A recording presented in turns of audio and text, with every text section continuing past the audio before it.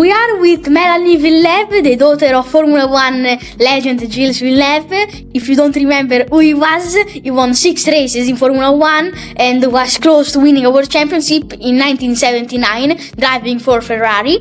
And his statistics may not seem incredible, but he would always push beyond the limit of his car, and that made him remarkable as a driver, and that's also why Enzo Ferrari fell in love with him. So thank you, Melanie, for accepting this invite, and I'm really looking forward for this interview.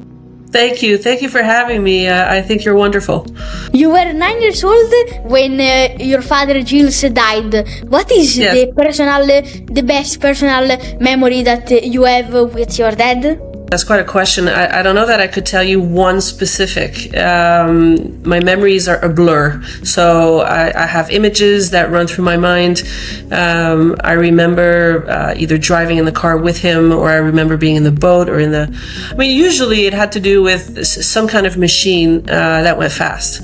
So if I could pinpoint a moment, it would be surrounding those events. You were still in primary school during your father's legendary years with Ferrari. Was there a specific moment that you realized that to the rest of the world he wasn't just your dad, but he also was a global icon? Because I also interviewed Amanda McLaren, and she's the daughter of Bruce McLaren, and she said to me the story of when she realized that his father Bruce was a legend, because they asked him for an autograph from James Hunt.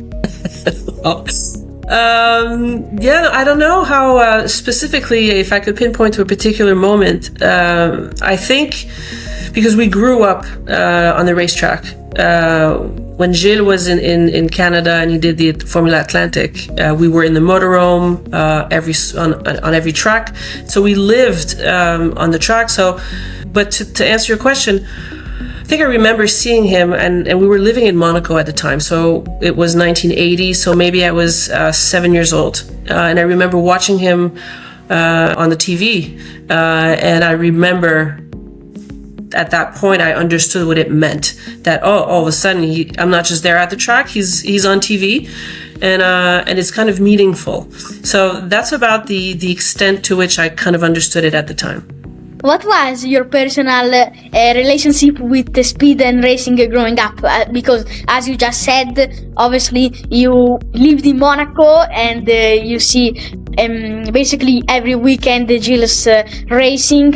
And did you share your father's passion, or watching him compete was more anxious of an experience for you, let's say? I'm asking this because I spoke with Carlos Reuteman's daughter, as you see in the interview, Cora Reutemann, and she mentioned that her family didn't allow her to watch the races on TV because they didn't want her to see if in an unfortunate race his father would have a bad crash. Yeah, for us it was a bit different. I think because we grew up. My parents got the kids early on, and my dad was away a lot, and so in order for him to have a family life, he organized a motorhome, and so my mom could come along, and so the 2 kids, I was 2, my brother was 4, and so we grew up on those tracks, and I think it was for him to have a sense of a family life. Really, when he was in snowmobile, when we were born, he was gone most of the winter. So my mom would stay by herself with 2 little babies. And so at some point, to create a synergy with the family and some kind of commitment and support, I think it was important for him to have us around. So we grew up with him. We grew up with speed. We grew up with, competition. We didn't know anything else. And I do remember the Cora and Mariana in 78 when we moved to Europe. I remember being in the paddocks with them. I don't think that they were there very often, but I remember them being there with us. So we got to know them very young. Your father and Enzo Ferrari had an incredibly special bond, which is fascinating considering the barriers between them. Your dad didn't speak Italian and Enzo didn't speak English or French, and the commentator was known for being a very difficult man, let's say. In your opinion, what was the secret of their relationship? Oh, I don't know. I think my dad was a very simple guy, and I think he shared the love of racing with with any other driver, and I think I heard lately that he may have taught himself Italian. He may have studied, I think, a bit because he wanted to be able to communicate with the team, and he was very hands-on. He was there all the time. He was testing all the time. He wanted to be with the mechanics all the time, and I don't know, maybe he had some kind of purity to that Enzo liked very much, or he was testing the limits all the time for him. But I do remember that there's this photo that everybody sees of the two sitting together and laughing, and I think somebody has a bottle of champagne in their hands, maybe. That photo is iconic, and they did share a special bond. Today we see drivers like Charles Leclerc who are incredibly open with their fans, consistently signing autographs.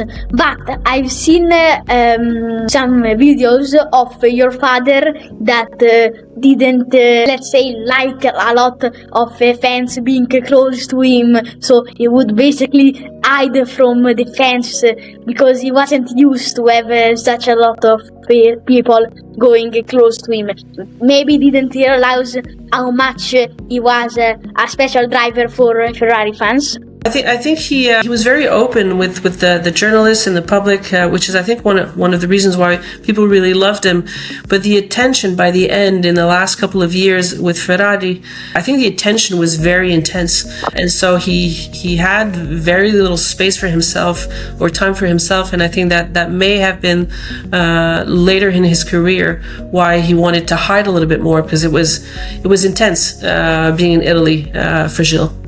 I talked with Jody Scheckter, and this is actually his car from 1980. He has the number 1 year, and we discussed about the famous 1979 Italian Grand Prix in Monza, and he admitted that even years later he wasn't 100% sure if your father was truly intending to follow him, because he knew that Gilles had a chance to win a championship.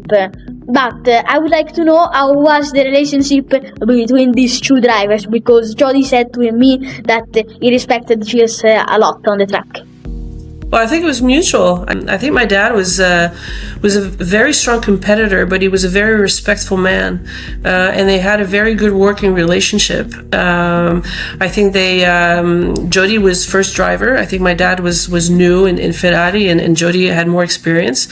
And I think 1979, my father was driving very aggressively, and I think that yes, there's a race in Monza where Gilles stayed behind and didn't compete for the first place. Obviously, had he competed, maybe he would have won, or maybe he would have made an accident. But he stayed with the team orders, and it was fine with him because it was fair. But I mean, he had opportunities that year, which I think maybe he was a little bit too aggressive in some instances, because that was a close call, that championship. What did Jody say? What did Jody say about it? Jody said that in the last laps he tried to push more, but not a lot, because he wanted to be sure that Gilles wouldn't overtake him. So he said to me that he still had some more pace in that race. He wasn't fully pushing. Right. Yeah, no, there was that instance of mutual respect and understanding. So I think maybe, like he said, he was a little bit nervous, but he was confident still. Yeah. How do you think that if he was a little bit, let's say, more careful on the track, let's say, do you think he could have won any championship in his career? Well, I mean, it's yeah. You have to look at the times. So when he arrived in 1978 and 1979, the car was very competitive. 1980, the car was a bust. The turbos were coming on, and then there was this effet de sol, and Ferrari was not prepared. So 1980 was a bust. 1981, the car was very fast on the straights, but it was a terrible car on the corners, and my dad famously called it like a Cadillac in the corners. So 80-81, there was absolutely no chance of him winning the championship. 81, it's amazing that he won two races, and he did what he did in Montreal. But 1982 would have been his year. 1982 was a very competitive car. So, when you look in the prism of, how the car reacted, by the time he got to 1982, he had accumulated a sense of wisdom, I think. And it was for him, that's how he was. He needed to test the limit all the time. And I think that, which not scared people, but maybe perhaps made people think that he was dangerous. He wasn't. Often when he spun, by testing the limit, he would take a corner and he would spin out, but he would know how to control his spin, and then he would go right back into the track, so he wouldn't hit anybody. He wouldn't hit the curb. It was different than other people. It was his way of learning a track quickly, always testing the limit. So maybe some people called him dangerous. I wouldn't personally think that he was. But 1982, after the 2 years of 80-81, I think he would have had a good run for the championship.